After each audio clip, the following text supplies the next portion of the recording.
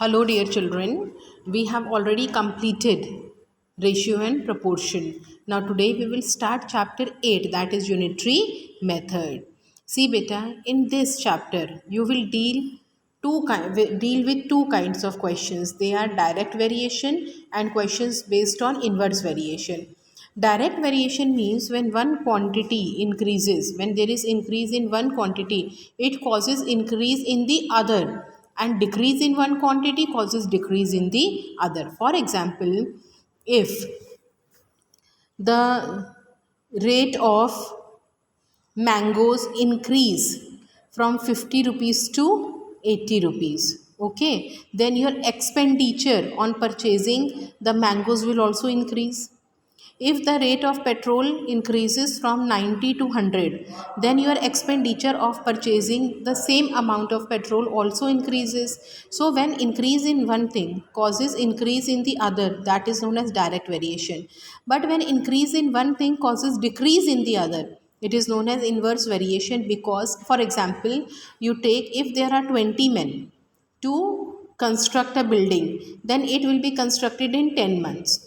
Now, in place of 20 men, if there are only 10 men, then in how much time it will be constructed? It will take around 20 months. So, increase in one thing causes decrease in the other, and decrease in one thing causes increase in the other. That is known as inverse variation. You will better understand with the help of the questions. See, first question is given 16 articles cost rupees 72. Cost of 16 articles is 72. Of course, the cost of one article will be less.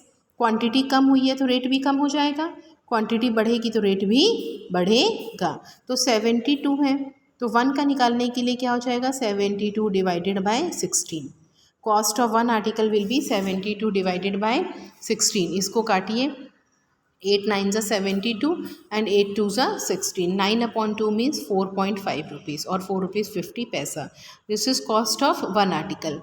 Now if you know cost of one article and if you have to find out the cost of 30 articles, ज़्यादा के लिए हमें क्या करना है? Multiply. तो हम इसको किससे मल्टीप्लाई कर देंगे? 30 से. So what you will get here? Rupees 135. So cost of 30 articles is rupees 135. I hope this question is clear to you. Same way you see next question. Here it is given the wages of 6 men for a week amount to rupees 1020. Can you see this question? Wages मतलब जो हर दिन का काम करते हैं उसका जो उनको पैसा मिलता है. So wages of 6 men. 6 men की wages कितनी है? 1020. तो वन मैन की वेज तो नेचुरली कम होगी. अब नंबर ऑफ पर्सन्स कम होंगे तो वेजेस कम होगी. कम के लिए हमें क्या करना है? डिवाइड. तो 1020 को किससे डिवाइड करना होगा? हमें 6 से. 1020 डिवाइडेड बाय 6. अब इसको रेड्यूस करिए. 2 3s are 6, 2 5s are 10, 2 1s are 2 and 0. Then 3 1s are 3, 7s are 21 and 0. This is wage of one man. This is wage of 170 rupees is the wage of one man. Now you have to find out the wages of 9 men. अगर आप 9 men की wages निकालनी है तो आपको into 9 करना होगा, क्योंकि 1 का निकालने के लिए डिवाइड और ज़्यादा का निकालने के लिए मल्टीप्लाई. तो देखिए बेटा, यहाँ पे 6 मैन की वेजेस हमें कितनी थी? 1020 दी है. 1 मैन की वेज कम होगी. कम के लिए हमें क्या करना है? 1020 को किससे डिवाइड करना है? 6 से. और 9 मैन की निकालने के लिए ज़्यादा के लिए हमें क्या करना है? मल्टीप्लाई. तो हम क्या करेंगे? इंटू 9. अंडरस्टूड. नेक्स्ट क्वेश्चन देखिए बेटा. For 9 days the food is enough for 16 men. 16 men हैं अगर, तो खाना कितने दिन चलेगा? 9 days के लिए. तो एक दिन खाना फॉर 1 day, एक दिन खाना चलेगा. जब आदमी बढ़ जाएंगे, आप खुद सोचो, 9 days खाना चल रहा है अगर 16 men है, एक ही दिन वो खाना चलेगा अगर नंबर ऑफ़ पर्सन्स बढ़ेंगे. अब देखिए यहाँ पे बढ़ रहे हैं मतलब ज़्यादा हो रहा है. ज़्यादा के लिए हमें क्या करना है? मल्टीप्लाई. तो हम क्या करेंगे? 16 को मल्टीप्लाई करेंगे 9 से. 16 9 सा कितना होता है? 144. तो यहाँ पे कितने मैन हो गए? यहाँ पे कितने मैन हो गए? 144. अब देखिए बेटा, for 24 days food is enough for dash man. अब अगर 24 days खाना चल रहा है तो कितने आदमी होंगे? सो 144 को आप क्या कर देंगे? Divided by 24. क्योंकि अब जब ज़्यादा दिन खाना चल रहा है मतलब नंबर ऑफ़ पर्सन्स कम होंगे, कम के लिए हमने यहाँ पे क्या किया है, डिवाइड। एक बारी दोबारा देखिए बेटा, यहाँ लिखा है 9 डेज़ खाना चल रहा है जब 16 मेन है। कैन यू सी बेटा, 9 डेज़ खाना चल रहा है जब 16 मेन है। एक ही दिन खाना कब चलेगा, एक ही दिन खाना तब चलेगा जब पर्सन्स बढ़ेंगे। तो ज़्यादा के लिए आपको क्या करना होगा, मल्टीप्लाई। तो हम क्या करेंगे, 16 इंटू 9 यहाँ कर देंगे, ठीक है। अब यहाँ पे खाना 24 डेज़ चल रहा है, यानी पीपल कम हो जाएंगे तभी ना खाना लंबा चलेगा। तो 16 into 9 upon 24। Understood or not? So you have to do these questions.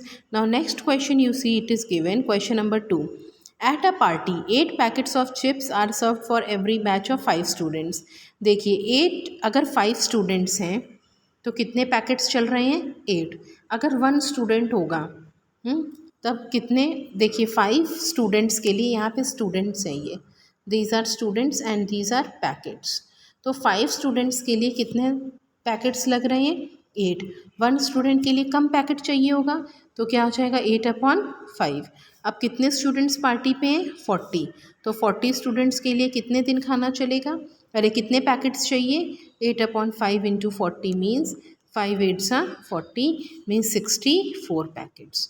How many packets are needed, 64 packets. Is it clear? Next question you see beta.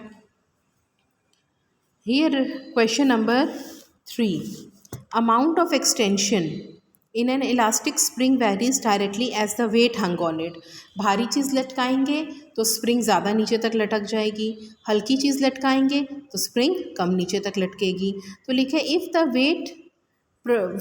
weight of 150 gram produces extension of 2.9 centimetre.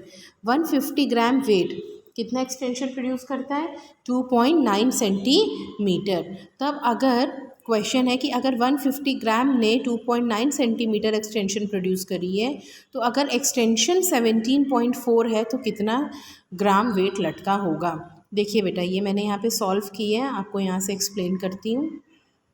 Look see बेटा, I have written here amount of extension and weight. 2.9 centimetre extension है जब कितना gram weight टंगा है, 150। आप जानते हैं ना जैसे स्प्रिंग बैलेंस होता है, तो स्प्रिंग के ऊपर अगर आपने वेट लटका दिया, ज़्यादा हैवी वेट लटकाएंगे तो स्प्रिंग नीचे तक लटक जाएगा, हल्का वेट लटकाएंगे तो ऊपर तक रहेगा। तो 2.9 centimetre is the extension when 150 gram of weight is hung. 1 centimetre extension will be there only when less heavy things will be hung, जब हल्की चीज़ लगाएंगे और light articles are hung. So 150/2.9, okay, divide कर दिया। अब 17.4 सेंटीमीटर अगर लटक रहा है मतलब इनटू करना पड़ेगा। यहाँ पे आप देखिए बेटा, ज़्यादा के लिए हमने मल्टीप्लाई किया तो 150/2.9 है ना, 150/2.9 और 17.4, यहाँ से डेसिमल हटा ऊपर 10 गया, यहाँ से डेसिमल हटा नीचे 10 आया, तो 10 और 10 हमने काट दिया। अब आगे देखो बेटा, यहाँ पे 29 1s 29 6 174, तो 15 6 90 होता है, इसलिए 900 ग्राम जब वज़न लटकाया गया था तब 900 ग्राम वेट में 17.4 सेंटीमीटर की एक्सटेंशन हुई। So up to here you have to finish today. Is it clear children?